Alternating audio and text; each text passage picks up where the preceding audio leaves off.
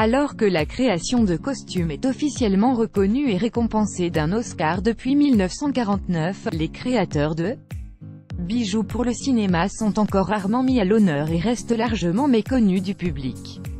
Mais leur création, des pièces monumentales comme le collier de la reine Ravenna dans Blanche-Neige et le chasseur, aux finitions détaillées du plastron du maître du temps dans Alice de l'autre côté du miroir, joue un rôle essentiel pour donner vie à des personnages crédibles à l'écran.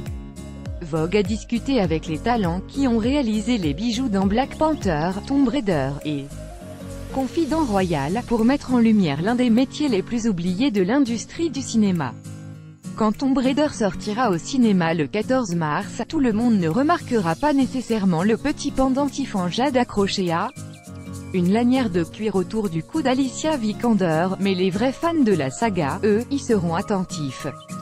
Depuis son apparition dans le reboot du jeu en 2013, duquel s'inspire largement le film de Roru Taog, le collier a fait l'objet de nombreux débats en ligne concernant sa signification et sa fonction, qui n'ont pas encore été confirmés.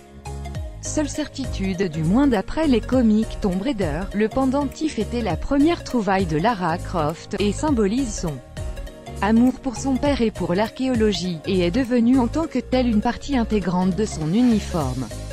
Pour créer une reproduction fidèle de ce mystérieux pendentif, les créateurs de costumes Colin Atwood et Timothy A. Wansik ont fait appel à l'expertise du joaillier Stephen Einhorn, basé à Londres, qui réalise des bijoux sur mesure pour le cinéma depuis 2012. Malgré un brief très précis, la commande posait un défi inattendu. Sur le plan du design, il n'y avait pas de marge de manœuvre, a confié Einhorn à Vogue dans son atelier du nord de Londres où toutes ces pièces voient le jour. Mais comment m'assurer que ce petit pendentif de 20 mm tienne en place quand l'actrice est en pleine scène d'action? Après avoir testé plusieurs pierres naturelles, Einhorn a opté pour une combinaison de 3 résines différentes qu'il a sculptées en fragments creux, pour qu'ils ne bougent pas dans tous les sens quand Alicia Vikander est en plein mouvement. Il a rempli chaque fragment avec du plomb avant de les coller ensemble. Einhorn apprécie cette combinaison de résolution de problèmes et de sens artistique qu'exige son métier. Les délais serrés sont monnaie courante, il a eu environ 4 jours pour créer la bague en or rouge et onyx de Johnny Depp dans Dark Shadows. Il arrive aussi que les designers aient carte blanche sur certaines commandes, l'opportunité pour eux de donner libre cours à leur imagination, comme a pu le faire Einhorn en 2012 quand Atwood lui a demandé de réaliser le collier de la reine Ravenna dans Blanche-Neige et le chasseur. Pour ce film, Atwood a inséré dans les costumes de la méchante reine de nombreuses références animales, comme des plumes noires et des ailes de scarabée, pour représenter sa perfidie et son influence malveillante sur le royaume de Tabor qu'elle dirige d'une main de tyran.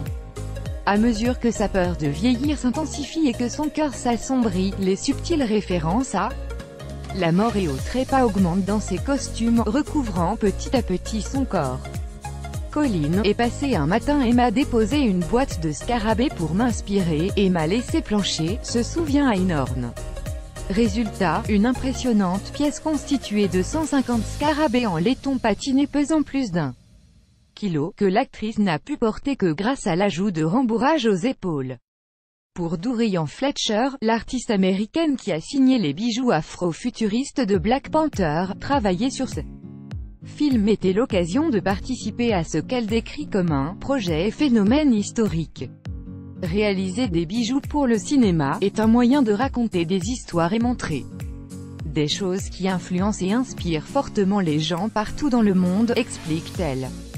Quand j'étais petite, j'aurais vraiment aimé voir à l'écran une représentation de quelqu'un qui me ressemblait. J'étais très fière de participer à un projet qui présente les personnes de couleur comme des gens intelligents, fortunés, et drôles. Pour le blockbuster de l'univers Marvel, Fletcher a notamment créé le majestueux collier en améthyste de la reine Ramonda et les armures en métal doré et argenté portées par les Dora Milaje, des femmes guerrières sélectionnées pour protéger le roi et la famille royale du Wakanda.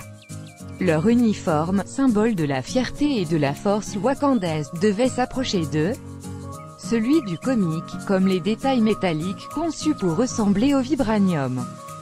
Ce métal précieux imaginaire est impénétrable, et ne peut être ni martelé ni perforé.